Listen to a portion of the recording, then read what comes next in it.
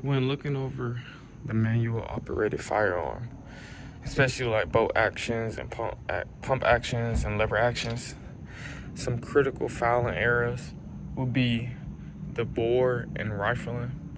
Usually what builds up in the bore or the rifling of the rifle is carbon or copper buildup. Sometimes it can be lead, or it can also be powder residue from the burnt powder from a bullet as well. Another area that is commonly can get dirty and needs to really be focused on would be the chamber in a bolt action. Carbon and unburnt powder is another thing that usually builds up in a bolt action rifle. Also, we could say like the bolt face and the extractor both have carbon and brass residue. Some mechanical fouling reasons for the revolver involves higher pressure gases escaping from the gap between the cylinder and the barrel. These gases carry burning powder particles and lead. Heat and escaping gases make these areas much dirtier than those found in semi-automatic pistols. Areas like the cylinder chamber, the cylinder face, the cylinder gap, and the barrel bore all are critical areas for copper and carbon buildup, lead as well. So those are just some areas, key points on where critical fouling happens the most on a revolver.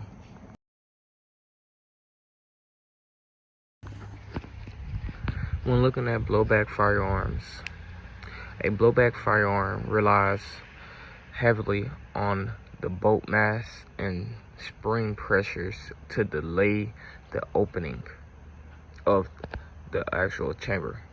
Some of these critical fouling areas consist of the chamber where the carbon and powder residue build, bolt face or slide breech face with carbon and primer residue, extractor and ejector with a carbon buildup or recoil spring area with powder residue, feed ramp also will build up carbon and other powder residue buildup.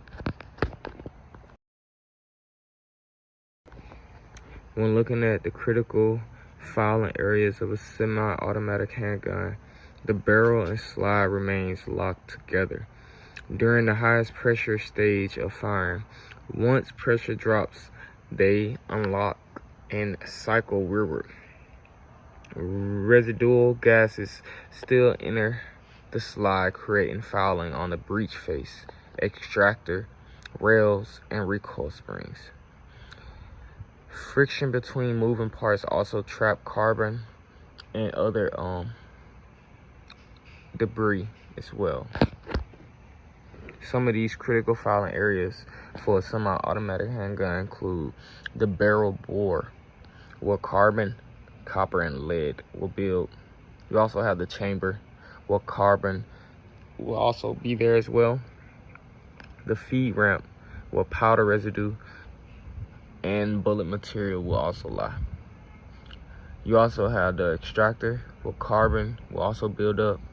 The slide rails, where powder residue will build up, and other lubricants will also build up.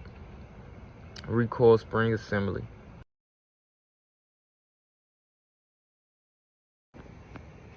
Last but not least, the semi-automatic rifle.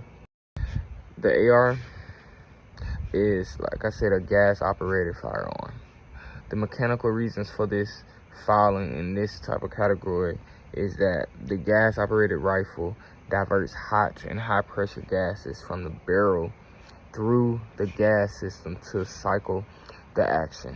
Indirect impingement designs, like the AR-15, these gases enter the bolt carrier, producing high, heavy carbon buildup on the boat tail, gas key, and the inside of the carrier. The combination of heat, pressure, and moving parts make this operation system one of the dirtiest and requires more frequent cleaning than manual operated firearms. Again, some of these key areas will be the barrel bore, which carbon, copper, and powder will build. You have your chamber, where carbon will also be. You also have your boat face, where carbon buildup will be. Your boat tail, where heavy carbon buildup will be. Your gas key, your locking lugs, and your gas tube and gas block all produce high amounts of carbon buildup and fouling.